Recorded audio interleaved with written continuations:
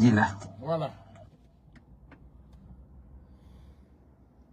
Comment ça peut bi ma fekkee gis ko daal naka laa ngeen gis ma ne ne man gisuma ci ko dee xoolal li boo gisee ma muuru xam nga muuraay nga ma fekkee xoolal kii bi ma fekkee gis ko daal laa gis ne man gisuma ci ko dee kii boo gisee ma muuru xam nga muuraay nga ma fekkee ci bus bi la borode bi ma soloon robe bi dafa amoon musóor bi may dugg ci bis bi ba musóoru bi may wàcc la musóor gi wadd ak yére yi ni ñu tilimee noonu ni ma doon génne yére yi ni ñu tilimee moo tax ma muuru mais dama musóoru woon musóor bi dama kaa dindi képp ko boole ko sac bi ma yore woon non mais tiitaange day am boo gisee loola jaaxal da ngay tiit ak dëkk bi mu jaxasoo nii foo nga tiit mais teew ma dama gaaw a tiit nag sama naturel la te sama yaram neexul tamit il faut que mais maîtriser wu naa nag parce que maîtriser sama bopp moo tax nga fekk ma fa ba mën ma jël dama maîtriser yoo xam nga ne sax keroog saalituma waaw mais dama toog dal damaa toog ànd ak dal xam ne lu am rek yàlla la nga laaj ma wax la li am.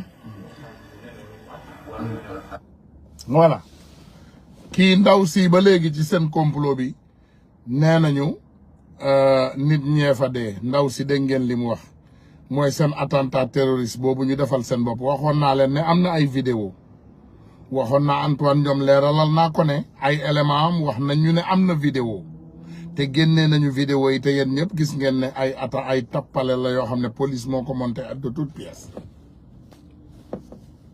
Antoine ñun fi ñuy dem maîtriser nañu caméra yi dañu bëgg rek ma may leen loolu ngeen xam ko tuuti ñun suñu xale yi fi ñuy dem maîtriser nañu foofu ñun ndax ñun fépp balaa ñu fay dem dañuy balayer terrain bi ba ñu xam ko ba pare balaa ñu fay dem maanaam boo fay dem fa xastalu sax doo ko def boo gëmmoon sax mën ngaa yegg fi nga jëm doo lamb doo fa xastalu te mën ngaa gëmm yegg fa donc xamal ne ñun ñu ngi ci seeni ay tànk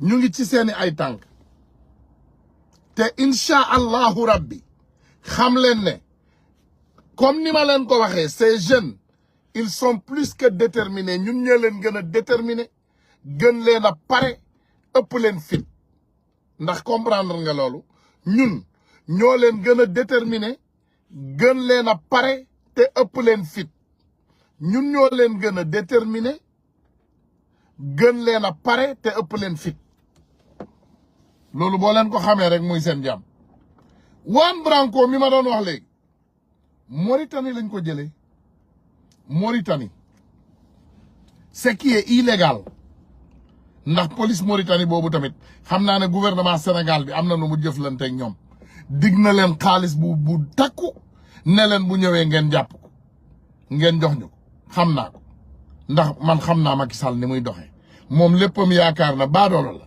léppam yaakaar na xaalis lay jar moom lépp lay jënd lépp il achète tout le président Ousmane Sonko est dans un état très critique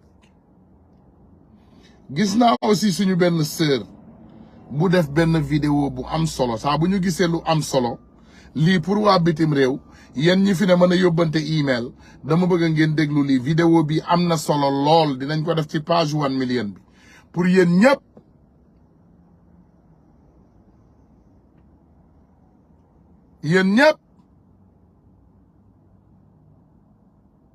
voilà yéen ñëpp nag ngeen fexe ngeen yónnee email yéen ñi mën a yónnee email parce que jeune suñu sœur bi li mu def am na solo ndax combat bi ku nekk daf ci war a bay waaram ku nekk daf ci war a def wàllam dans ce combat chacun doit contribuer de sa façon de sa manière après dinaa leen indil vidéo boobu mais pour le moment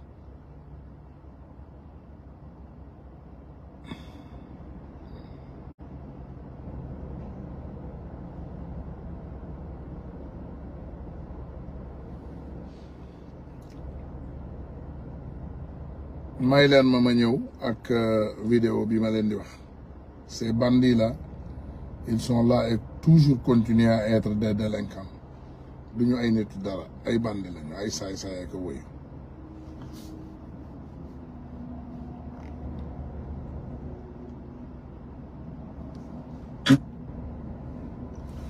boy français yi ñoom ñu ngi xeex na.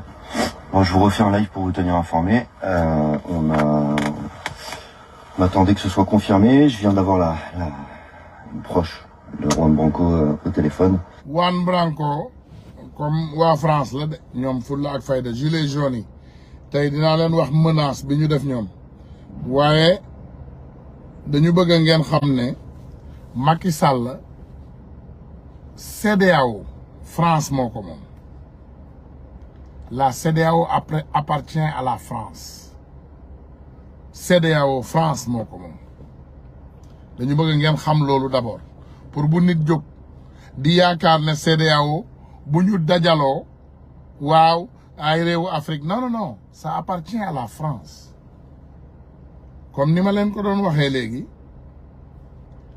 am na vidéo bu am solo bu ma déglu tey ma séddoo ko ak yéen bismillah écoutez bien. Voyons même d'abord qui veut intervenir au Niger. Une bande de 4 bras cassés qui veut intervenir au Niger. Il y a qui? Il y a Macky Sall, embourbé dans les pires emmerdes dans son pays, et il veut envoyer des troupes pour combattre le Niger. En oubliant, juste en regardant la carte de l'Afrique de l'Ouest, qu'il est coupé de ses complices. C'est-à-dire que les pays, la Guinée, le Burkina et le Mali, le coupent de ses complices, de ses complices guerriers de la CEDEAO. Toi, Macky Sall, après toute la honte dont tu nous as couvert dans tes histoires de blé, dans tes histoires de faire la paix en Ukraine, tu es parmi ceux qui sont allés. Je comprends pourquoi Zelensky vous a traité comme des chiens. Parce que vous n'êtes pas porteur de paix. Puisqu'aujourd'hui, tu veux la paix pour les Blancs en Ukraine et tu veux la guerre pour tes frères au Niger. Est-ce qu'il veut la guerre? Parce qu'il faut quand même... Laisse-moi finir. Non. Il veut quoi, la paix? Il s'agit... Je dis l'intervention militaire au Niger proclamée. Est-ce que c'est la paix? Laisse-moi finir. Maintenant, tu te livres à toutes ces contorsions. Or, toi, Macky Sall, tout le monde sait qu'avant décembre, tu auras fini ton haricot. C'est fini. Ok, on passe à l'autre. À Ouattara. Ouattara, sois sérieux. Tu as tué 3000 Ivoiriens. Non, il y a eu une guerre à l'issue de laquelle il y a eu 3000 morts. Laisse-moi parler. Non, Ouattara n'a pas tué. Tu as tué. Celui qui a causé la mort, c'est lui qui a tué. Si je suis chez moi, tu viens me déclarer la guerre et que je tue, c'est toi qui m'as amené la guerre. Mais il n'était pas chef de guerre, il y avait... Attends, si c'est ça, l'avocat va te pointer au barreau de Lomé. Vous allez régler ça là-bas. Maintenant, tu viens, tu es au pouvoir et tu fais envoyer un innocent à la CPI. Dieu merci, la CPI, ce n'étaient pas tous des corrompus. Ils l'ont laissé revenir sain et sauf. Tu finis tes mandats normalement, au lieu d'aller jouir de tous les milliards que tu as piqués, tu fais un coup d'État institutionnel. Et on tue encore des dizaines d'Ivoiriens. Personne n'a rien dit. Macron n'a pas vu ça. Colonna n'a pas vu ça. Parce que c'est des Ivoiriens qui meurent. Dans la tête de Macron ou d'une Colonna, c'est même moins que des fourmis qu'on a cramées. Aujourd'hui, tu dis que tu veux aller faire la guerre au Niger. Tu passes par où pour aller faire la guerre au Niger? Tu avais cette armée et pourquoi tu as eu tous les problèmes à te gérer? Tu as envoyé quelques aventuriers au Mali. Ils t'ont ramené quoi? On les a pris. Heureusement qu'il y a des pays censés, des dirigeants censés comme au Togo, pour te les ramener, c'est sauf. Et tu te lèves, tu veux faire la guerre. On tombe sur notre voisin Talon, que nous tous nous admirons. Nous, on le prenait pour le modèle de celui qui veut réformer le pays. Et qu'est-ce qu'il fait? Tu viens, tu réhabilites l'histoire de ton pays.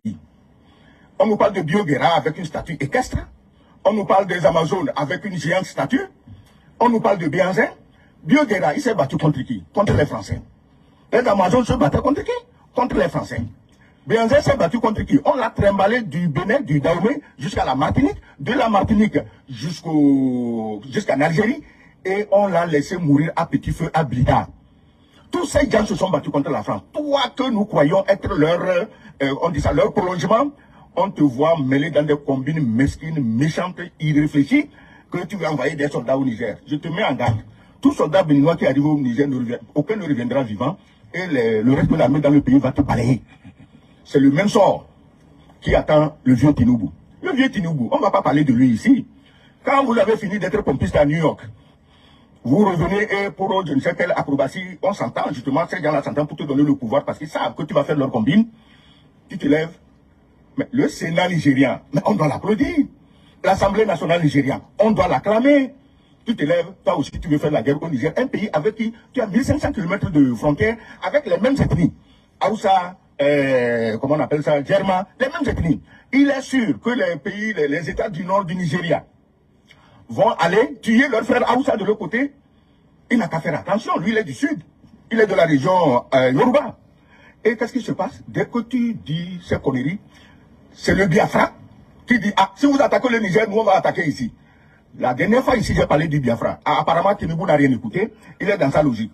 Si lui attaque le Niger et le Biafra l'attaque par le Sud, je crains qu'au finish, les pays attaquants ne soient occupés par les soldats nigériens qui vont le repousser jusqu'à sur leur territoire. S'ils ne sont pas d'accord, qu'ils essayent. Voilà. Je pense que si vous écoutez cette vidéo bi wax na boppam ba pare. Ouais, c'est bien toujours ñu ci commenter pour doomu aadama yi xam li xew. Pour yéen ñi am xamul li xew, Macky Sall bokk na ci doomu aadama ya nga xam ne ñoom ñooy financer sax xeexu Niger. Li nga xam ne moom moo xew Niger. Macky Sall bokk na ci sénégalais yi nga xam ne ñoom ñoo koy financer. Pour muy leer rek pour sénégalais yi xam yan façon bandi, chef de cartel, chef de gang ñooñu jiite. Xam nga buñ leen ne Sénégal du réew mu sérieux, on le dit pas seulement pour le dire.